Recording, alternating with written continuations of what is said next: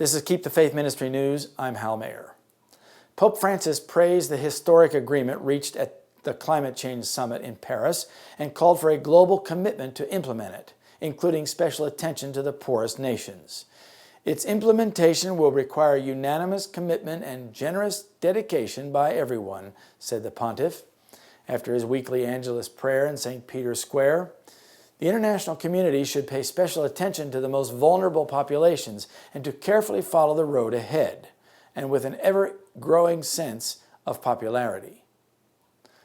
The deal, signed by 195 nations to cut global greenhouse gas emissions by about half of what it would be necessary to stave off an increase in atmospheric temperatures of 2 degrees Celsius or 3.6 degrees Fahrenheit. The partly legally binding agreement will take effect in 2020. And while recent popes have discussed their concerns about climate change, Pope Francis has made it a cornerstone of his pontificate and has strongly pushed for action. He released an unprecedented encyclical in June, Laudato Si', addressed to everyone on the planet, not just the Catholic faithful. Linking the Catholic Church with secular scientists, he strongly called for protection of the climate in an epic appeal to global leaders and people. The Pope then summoned 60 big city mayors to the Vatican to discuss climate change, hoping to develop a grassroots campaign to pressure world leaders to act on the environment. The Pope also spoke to the General Assembly of the United Nations in September, the largest gathering of world leaders in history, and blamed environmental degradation on a selfish and boundless thirst for power and material prosperity that causes untold suffering for the poor who are cast off by society. Then in November, just days before the opening of the Paris summit on November 30, Francis said that a failure to have a suitable agreement in Paris would be catastrophic.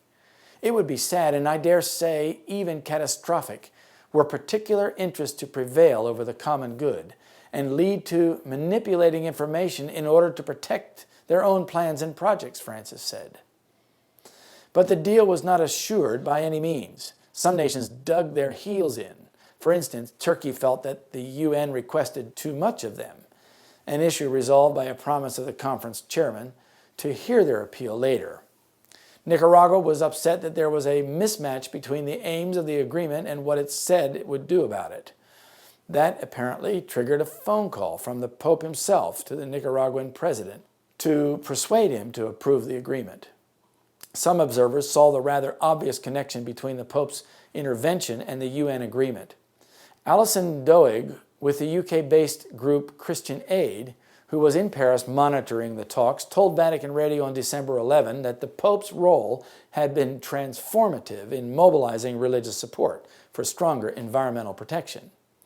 Climate change after climate change summit over the years has yielded no agreement, but because the Pope weighed in so strongly and publicly on the matter, people took notice and acted. The climate change agreement is a powerful testament to the influence of the Pope and the Vatican on world politics and economics. The Pope is leading the world into globalism. This will place the Pope as the moral and ethical leader of the world, which is exactly the place for which the papacy has been angling for more than half a century. Note that the Pope spoke of the common good and also of ever-growing sense of solidarity among the nations.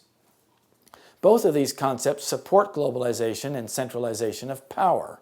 The Pope is using the climate change issue to increase papal stature to get the nations relating to the Vatican on global issues.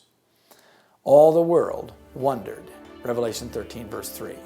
This is Keep the Faith Ministry News. Thank you for watching.